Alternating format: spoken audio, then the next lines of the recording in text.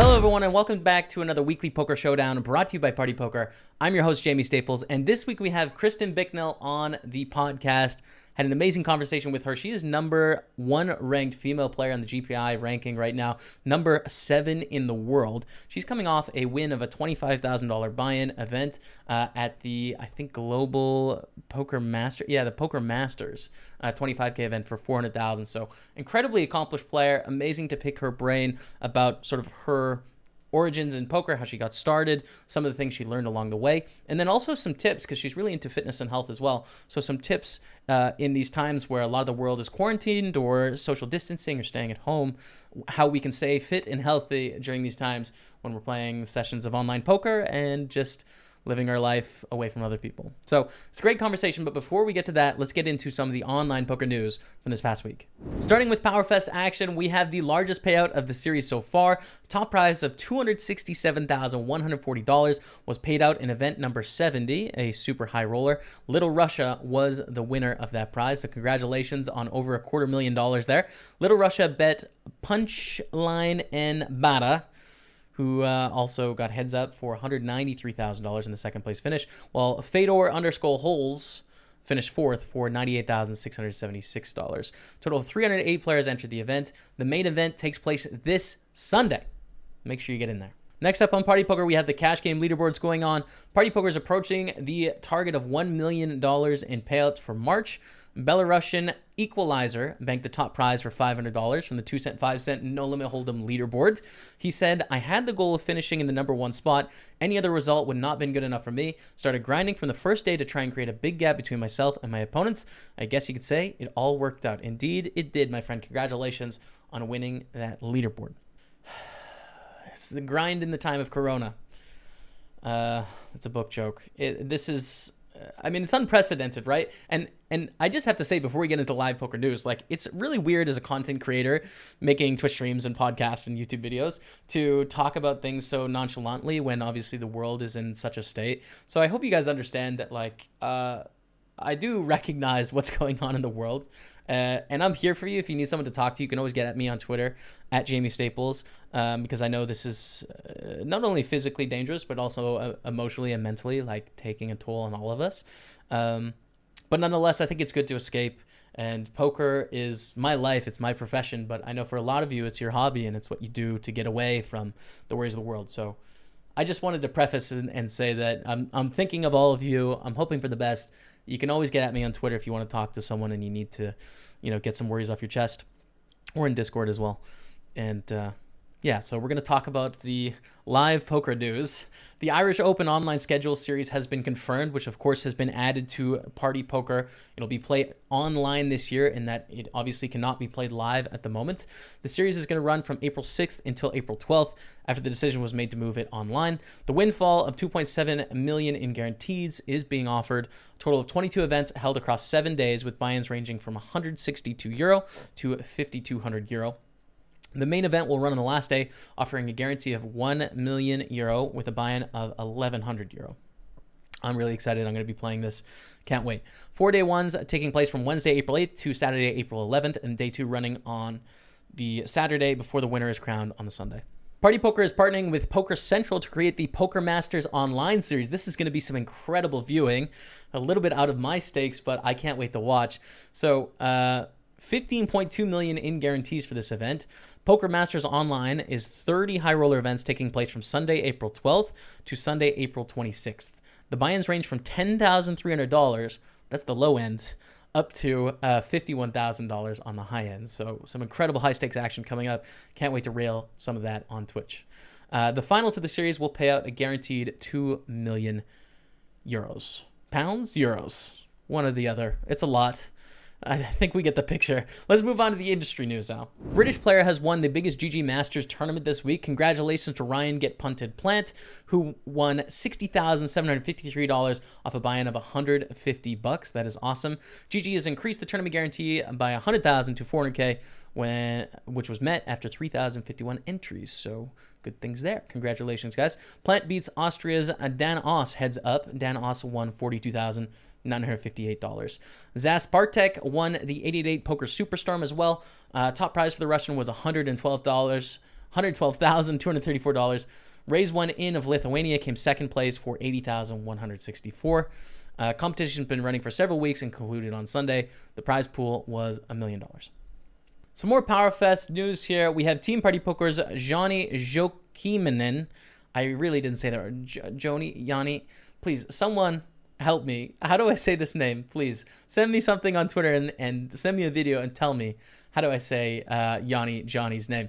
Won the PowerFest 42 Super High Roller, 100K guaranteed PLO 6 Mex. J. John K beat Robbery 9999 in a heads-up clash to claim a $92,000 first-place prize. Came close to cashing again on Sunday in the 70 Super High Roller.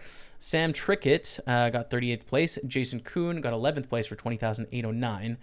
Did manage to cash as well. Team Party Poker secured a 1-2 finish at event 73 High Roller with Anatoly Filatov and El Prophet, a guy that we've had on this podcast before, and Renato Nomura topped a field of 328 players. That's amazing. I didn't know that till just now. What an amazing heads up. That's great. More than $7 million has been awarded to Party Poker players on Sunday, the 22nd of March. Pretty legit. That's it for the online and live poker news at the moment. So we're going to get into this interview with Kristen Bicknell, two-time World Series of Poker bracelet winner, #1 GPI female ranked player right now, 7 in all of the GPI, and just seems to be such a great person. I've talked with her 2 times, introduced myself in the Bahamas, and she was so gracious and kind and took time to say hi and meet me. And then here, having this conversation today, in the midst of a Power Fest with a full session. She woke up early in Canada to fit into my schedule and record it. So I really appreciate that. And I think you'll join me in saying I think she's an awesome ambassador for the game. So without further ado, Kristen Bicknell. Joining me on the podcast today, I have Kristen Bicknell. Kristen, thanks so much for taking the time today. Thank you. Thanks for having me. No problem. So I usually start, because I love poker origin stories. It gets me back into the feeling of when you first start poker, everything's so exciting and so new. So what is your poker origin story? How do you find yourself playing in the World Series of Poker with 2 bracelets, by the way? Like how did you get there from finding out about the game?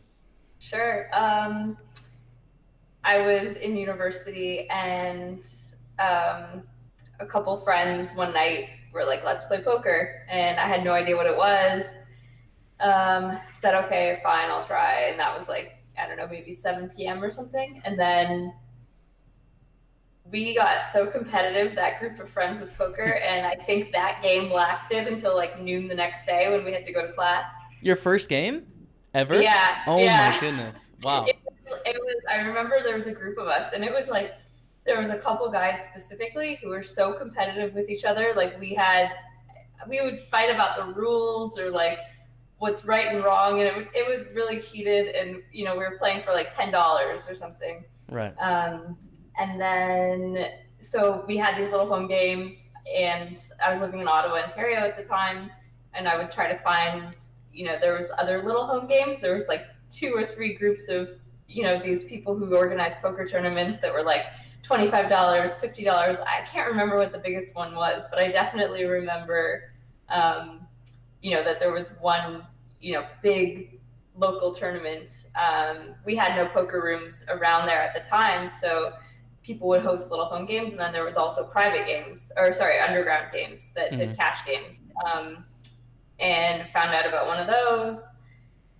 So we played, I think, like 1-2 and 2-5, and somehow kind of built up a bankroll from, I guess, a combination of that and then finding online. And I remember the thing that really got me going in tournaments was played like a $3 rebuy to the Sunday Million. Right. And I remember, I can't remember how many times I had to rebuy into that tournament, but I remember winning a seat and like hitting a 2-outer to win the seat, and then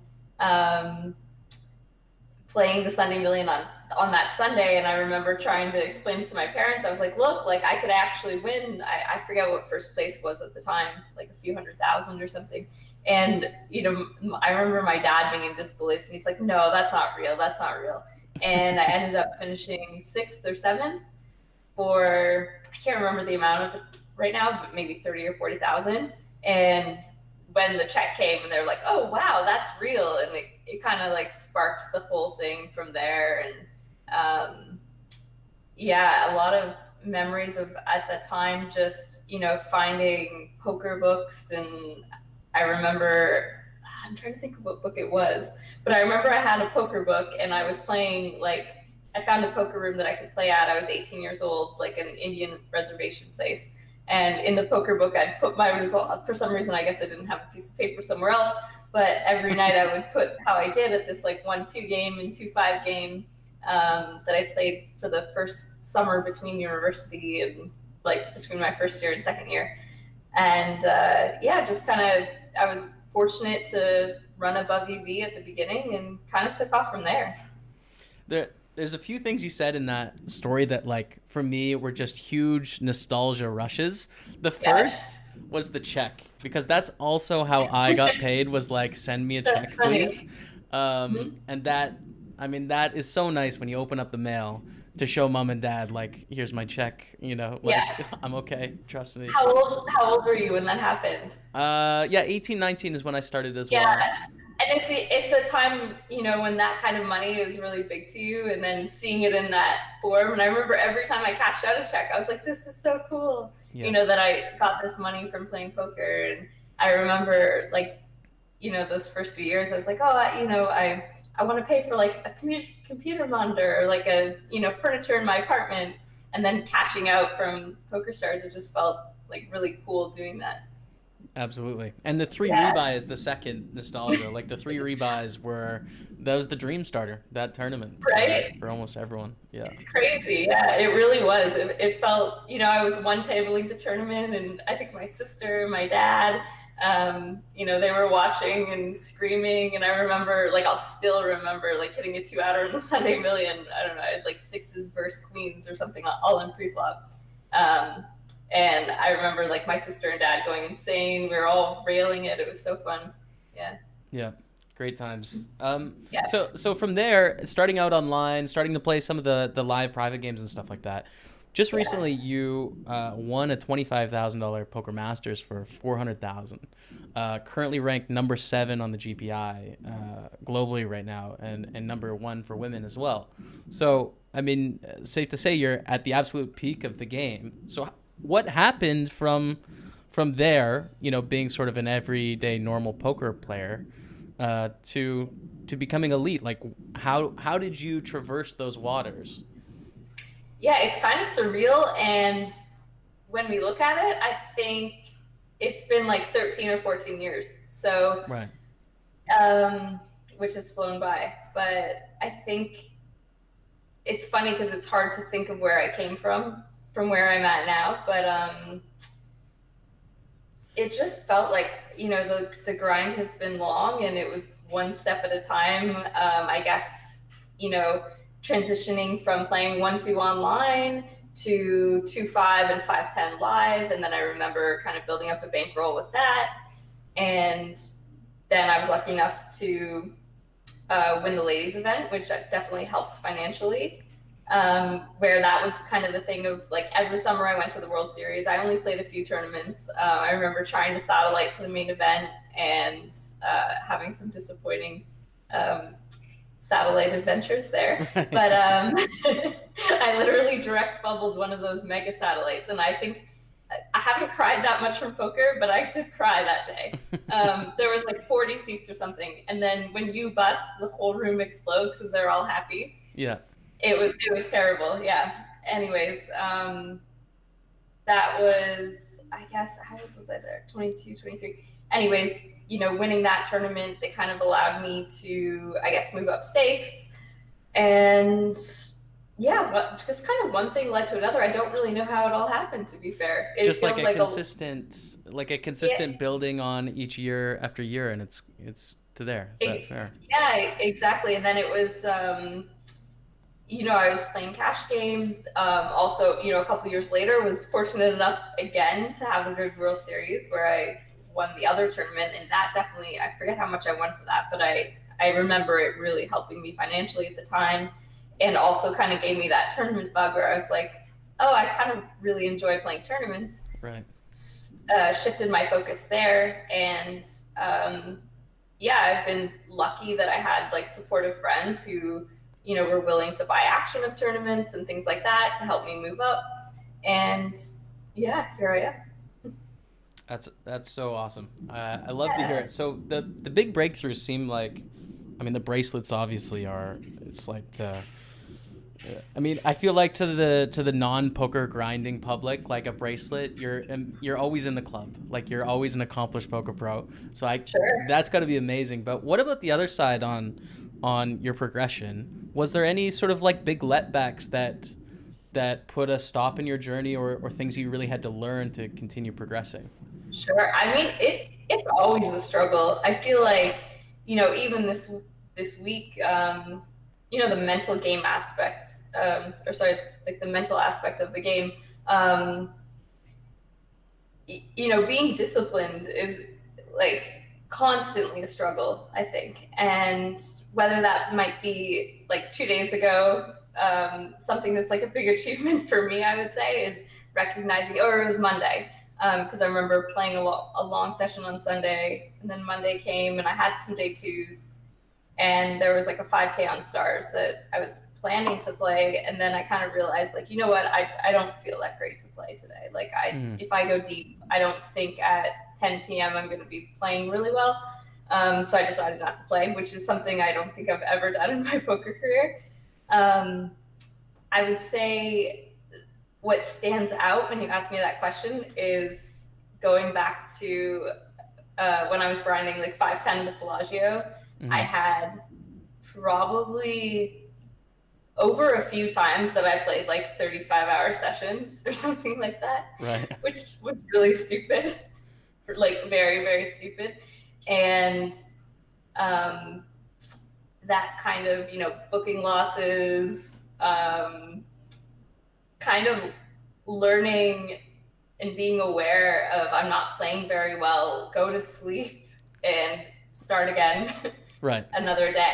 That's something I really struggled with. I did that, especially when I played cash games. I was grinding Supernova Elite, like playing cash online, and I remember doing the same thing, playing like 48 hours multiple times, um, also live. So these sessions are really draining. There's like a good side to it, like my work ethic is really high.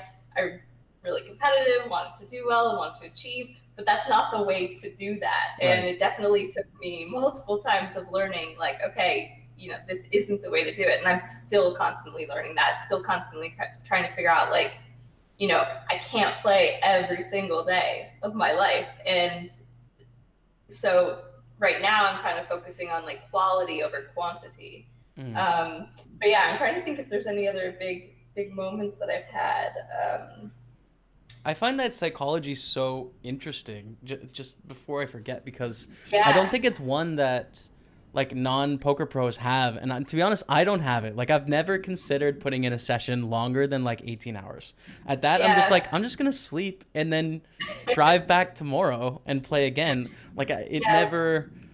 So I almost I wish I could get inside your brain and inside the brains of other poker pros that put in these huge sessions sometimes, because I don't get the desire. Like, is it just so much fun? Like you don't want to sleep, or It's a good question. I think it's I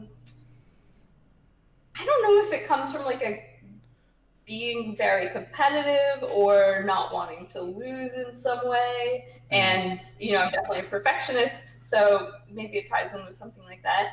Um, Wanting a pretty graph, or I don't know. I just remember it. I'd always, end up like battling with someone at the table, and I'm like, oh, I want to get my money back from them, or I want to battle with them. There was definitely times when, especially in cash games live, like there is a big element of it being fun. There's like a mm, dynamic that happens. Maybe someone two outed you in a huge pot or something, and then you have all these like fun hands, and whatever happens, I tend to be pretty social at the table. So there was definitely sessions that were just actually fun where I wouldn't want to walk away. But yeah, it is an interesting thing that a few of us have. But I would say you're lucky that you don't, honestly. So how about today? Like, how much is your time is split between playing online? Like the Power Fest we have going on right now. I know one and coronavirus. Obviously, like most people are Yeah. at home spending time online. But let's pretend the world was normal again. What is your time split between live tournaments, live cash games, and online? Sure. Lately, I haven't been able to play cash very much, mainly just because there's not that much time. I would say that in the last couple of years, I feel like it's probably something like 70% live, 30% online, or something like that. I kind of play whenever I can, but it seems like there's always a poker stop to go to. So, kind of been focusing on live tournaments and, picking. This year, I was planning to pick the stops that I really wanted to go to, um, and then be home a little bit before that, or between those stops, and then play online then. But often, I'll be traveling and playing online from, if I'm in a country that I can, I'll do that. But right now, it looks like it's online for the next couple months, I guess. Right. Yeah, absolutely. I want to Yeah. ask you some questions about like practical fitness and health advice because I know that's something you are passionate about. Yeah. And obviously, the UK where I'm currently in Edinburgh. We just locked down the other day. We're going to be locked down for a while. Spain and Italy and France effectively are in lockdown, and I think it's spreading to a lot more of the world. So these are unprecedented times in terms of being secluded and being indoors away from other people. So Yeah. what's your advice when you're spending a lot of time inside and you want to stay active and healthy when it comes to the sort of food that you're consuming and also trying to get exercise in that confined space? Yeah. Okay. This is something I could talk for hours about, so I'll try to break it down somewhat briefly. I think first off, I would say like the food aspect is huge, especially like just for so many different reasons. Like if you're trying to stay healthy, if you're trying to play good poker, um, if you're trying to get your brain to function at the best level. I would say that especially because most likely we're all going to be like a little less active. I think food is even more important because you probably can't get away with what, like for myself, usually I like weightlift a few times a week. Um, and I guess like kind of heavyish towards my body weight. So I think that for me, like I can already feel it already. I can feel my metabolism slowing down. Like I'm not as Mm, hungry. I don't want as much food. So like trying to listen to your body and not overeat. And I am also a huge fan of like intermittent fasting, bulletproof coffee. right. I think for me, even yesterday I had this because I had a really long session, and it's like, when do I eat? Because I don't like eating before poker. I find that I play really well just like with caffeine, so like black coffee, water, um, and maybe like some supplements of some sorts. And then I usually like to wait until I'm finished to eat, or if I'm going to eat, I'll just eat like protein. Yeah. I won't have any carbs during a session. Um, and I find, I don't know if you've experimented with that at all. I have. I Uh, feel the same actually. I like not eating yeah, before a session, but it seems really hard to do online because it's just, exactly. it's Yeah. hard. And then on the other hand, it's like you have 5 minutes. So it's like, what do you grab? Yesterday, I ended up like trying to cook dinner and play at the same time. And it was just kind of annoying. I definitely, yeah, screwed up poker a little bit because I was cooking, but it was like midnight and I was starving. So yeah, so I would say diet is huge, and finding what works for you. I don't think that one diet fits everybody. So I tend to fast. I don't really count. Like I'm not super picky with like the timing. I would say maybe 16 hours or something like that. Right. Like do like yeah, 16-8. Sometimes it's one meal a day. Sometimes I break that depending on how I feel. So I'm not super strict. Um, but that works for me. I feel like I've talked to other poker players. I know like Alex really likes fasting as well. We've definitely done like 2 days fast, things like that. And both of us have said like, the cognitive benefits of that are huge. So I think that's something, interesting to play with. But yeah, diet is like huge. So really trying to like, even if just on a simple level, like eliminate sugar. not eating desserts and stuff, which is hard because it's comfort food, which probably we're all craving a little bit. Right. So if you are going to that, like picking healthier options, because there's so many good recipes you can make, like with whatever coconut flour and things like that. What are some other staples that I have? I don't know. Even like granola with like dark chocolate is really yummy. Like just training, and I think like depending on how you eat, like shifting yourself to eat like the healthier options of that. Like, say you eat milk chocolate, like if you can progressively get into like dark chocolate, like I personally eat like a 95% lint, and I love it. Like to me, it tastes really good, but I understand like when I first tried it years ago, it didn't taste that good. So you kind of have to change your palate a little bit. That makes sense. Yeah, so that's the nutrition stuff. And then for now, when you guys are on lockdown, can you go outside for walks, or what is the... Well, in the UK we can. I think in a lot of the world at the moment you can't, but here in the UK we get one outdoor exercise a day. I actually have a home gym as well, which I'm super lucky. I invested in that in November, so I got like a weight rack and stuff. Yeah. But there's a lot of people out there that don't have that. So what would you advise for them, like at home body weight stuff? Yeah, that's kind of what, to be honest, it's kind of what I'm figuring out for myself. We were just looking online to try to get like some of like the dumbbells that you can do adjustable weights or whatever, because I'm just in like an apartment, so I don't have room to kind of do a gym here. But oh my God, there's so many videos like on YouTube, and I feel like if you follow any health people on Twitter, YouTube, whatever it might be, everyone's posting videos of body weight workouts and stuff. So I think that the key is just making it a habit. And for some reason, like I go to the gym really regularly. I like it. It's not hard for me, but doing a workout at home is kind of challenging for some reason. Like the motivation, or it just feels weird, or it's just like I feel sluggish.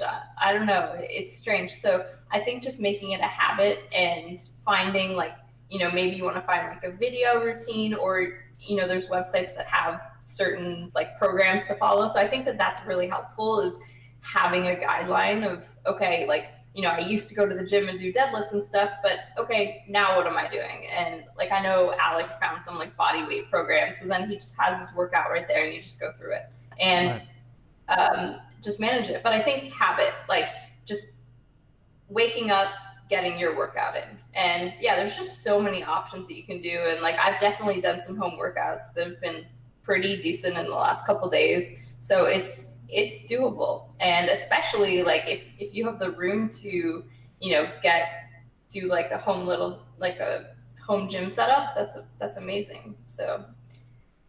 Absolutely. Yeah. That makes sense. Yeah. So, I got lucky. Our garage is empty, so I've been using the garage. That's awesome. I'm jealous.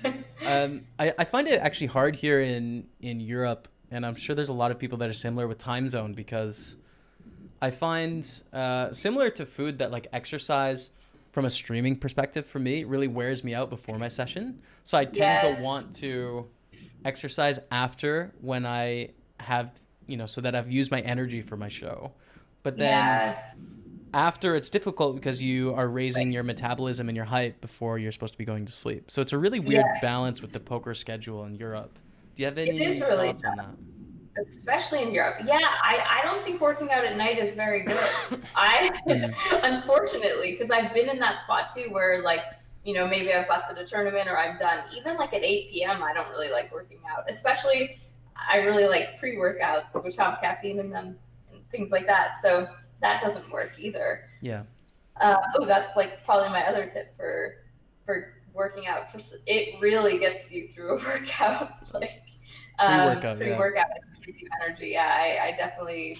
I mean, I could recommend some if anybody wants any recommendations. But I really pre-workout is a must, or caffeine. That's tough for you. I would say, what kind of workouts are you doing?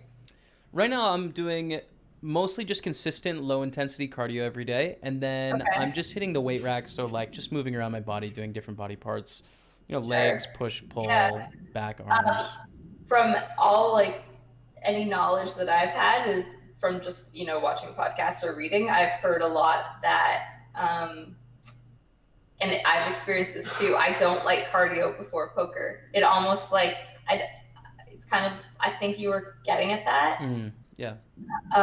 So I would say maybe if you're going to work out before you play, either I don't know if you've done like HIIT workouts, but even I like 10 minutes. I haven't done much high intensity stuff before, to be honest. It's Okay. almost all been like low intensity just from the weight bets that I did. You Okay. know, I would do like 3-4 hours of low intensity cardio as opposed to like 30 minutes of high intensity. Oh my God. Are you Yeah. serious? Yeah, I just found it easier because I got to explore like the countries that I was in at the time, and it made it bearable, Wow. basically. Oh, yeah, okay. That's kind of cool if you're getting outside doing that. I never thought about that. It's not possible in the current climate, though, so Yeah, it's a very different thing. absolutely.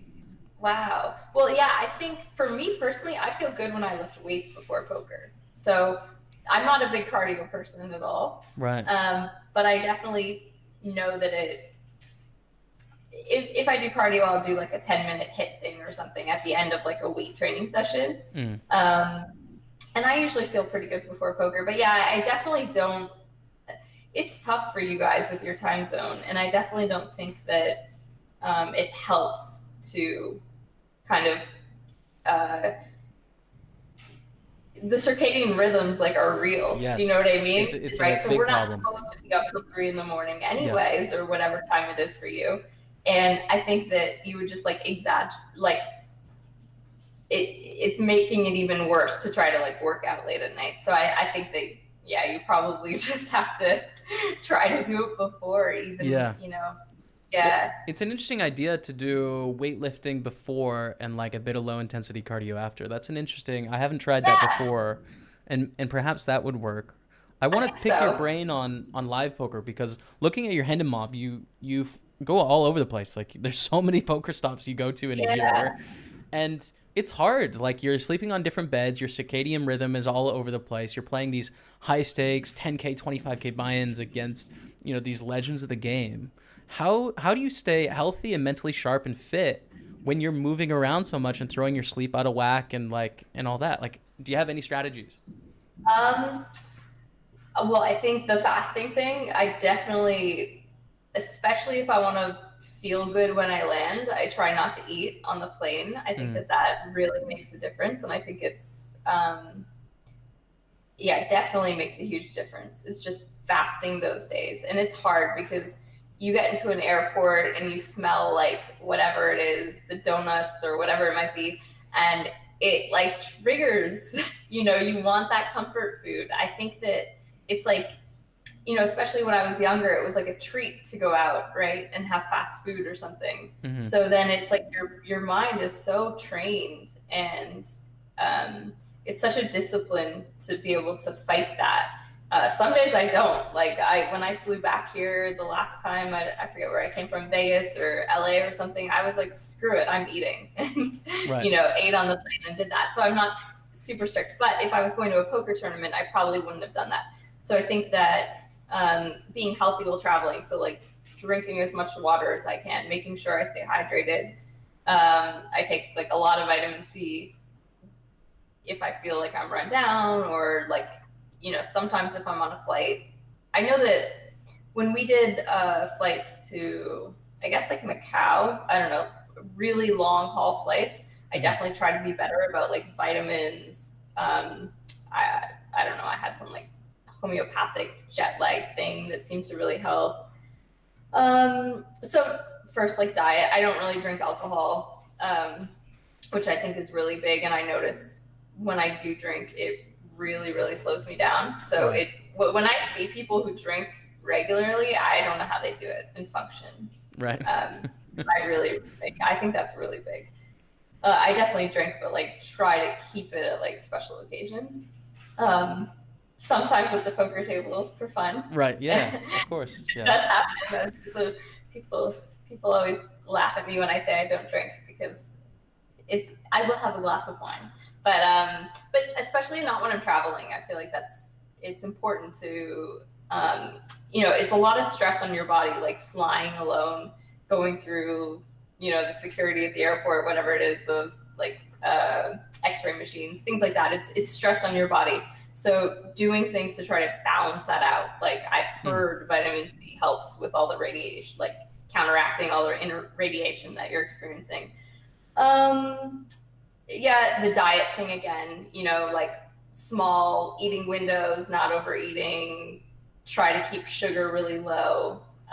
Right. I try personally, for me, I think that eating like as simply as I can works the best. So whether it's just like protein, veggies, um, I feel like my digestion and I always feel the best when I eat like not too many ingredients.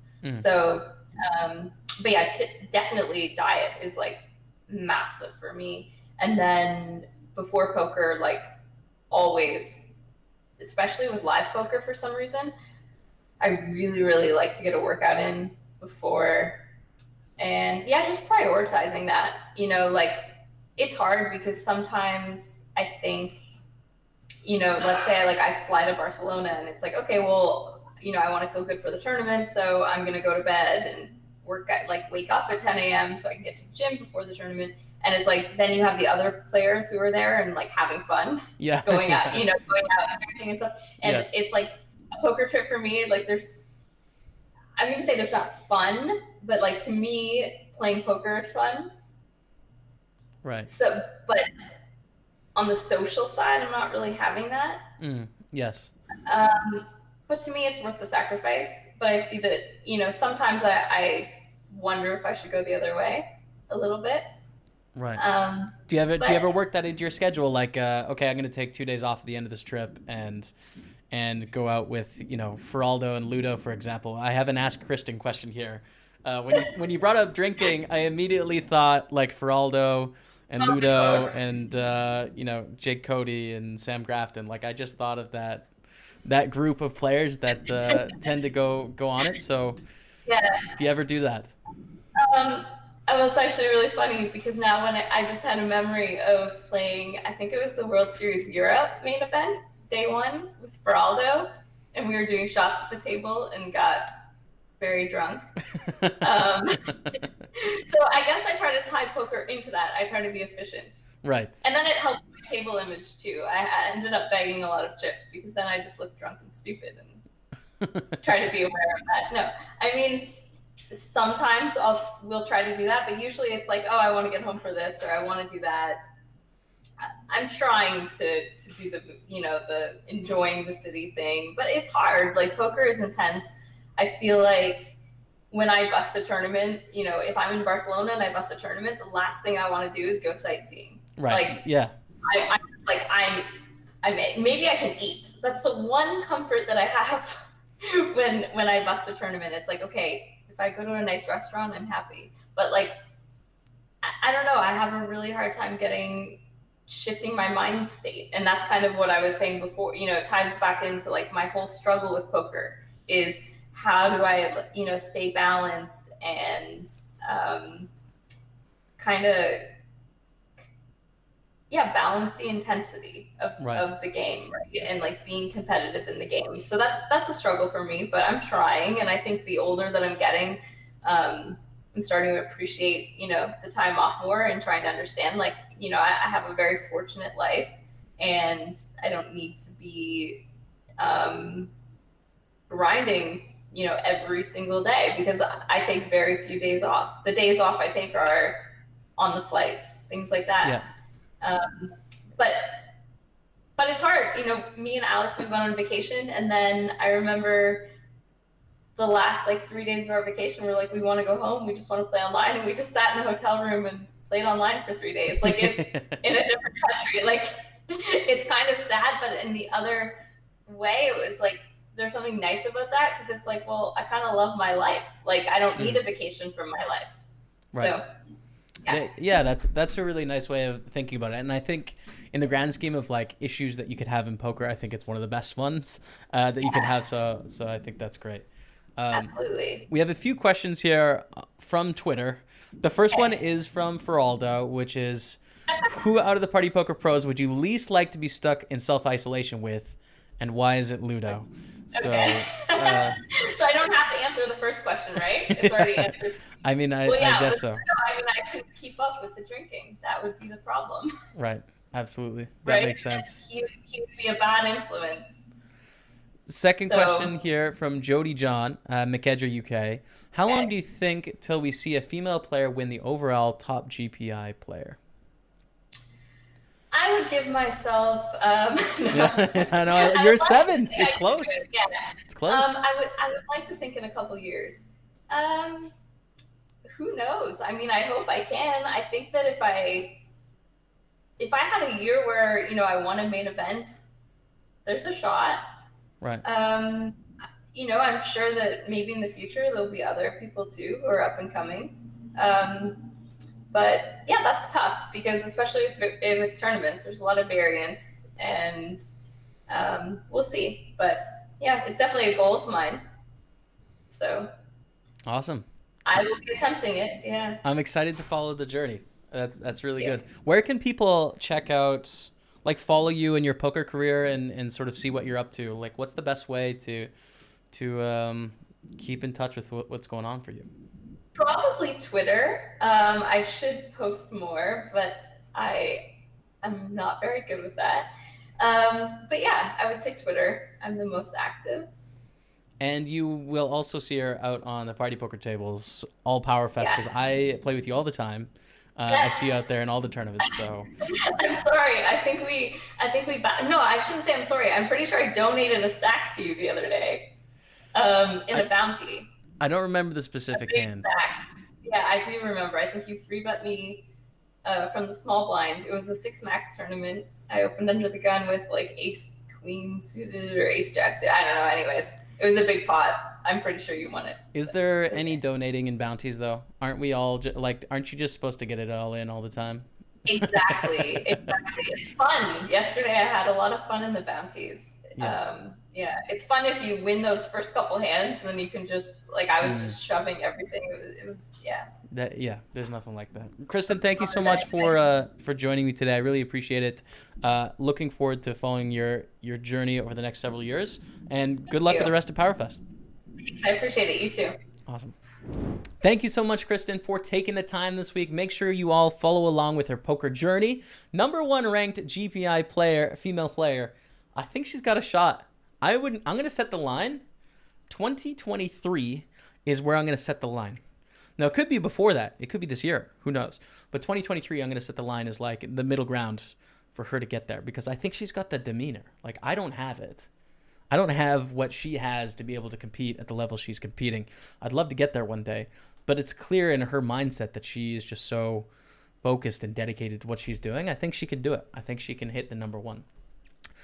Before I let you all go this week, we have the hashtag JS Poker Hero competition going on. So if you want to win your way into the $215 Party Poker Million, this is the best way to do it. All you got to do is tweet your answer on Twitter using the hashtag JS Poker Hero. You can tag me at Jamie Staples if you want. Tag Party Poker if you want. And if you are the closest to, you are going to win a ticket. So that's the thing. Last week's winner was Ivan Black on Twitter, Kot Prostkoy, who guessed 146 entrants. And then DO on Twitter, DO72170980. There's two winners. Two winners. Both guessed the same thing, so you both get tickets. That's a double giveaway. Congratulations, both of you. You're going to represent the podcast this week in the $215 Party Poker Million, so good luck in that event. This week's guessing competition, hashtag JS Poker Hero, is guess Kristen Bicknell's finish position before the event starts, this main event for PowerFest, which is on Sunday. It is a $320 buy-in. Guess Kristen Bicknell's finish position. The closest to is going to win a $215 Party Poker Million ticket. That's it. That's the deal. Tiebreak, first to answer. Yeah, so it's first to answer. First to answer. If it's the same, we can't be giving away 800 tickets if you all get the same thing. So that's it for this week. Thank you all so much for taking the time and listening/watching the show. We are on iTunes, Spotify, and YouTube, so you have some options. Wouldn't mind a rate and review on those platforms as well, just so that we can rank better. That would be great. But nonetheless, I just appreciate all of your time. I'm thinking about you and your families. I hope you stay safe and you have some good luck on the table and have a good time playing some poker, getting away from the real world news at the moment. So appreciate you all. But until next week, we'll see you later.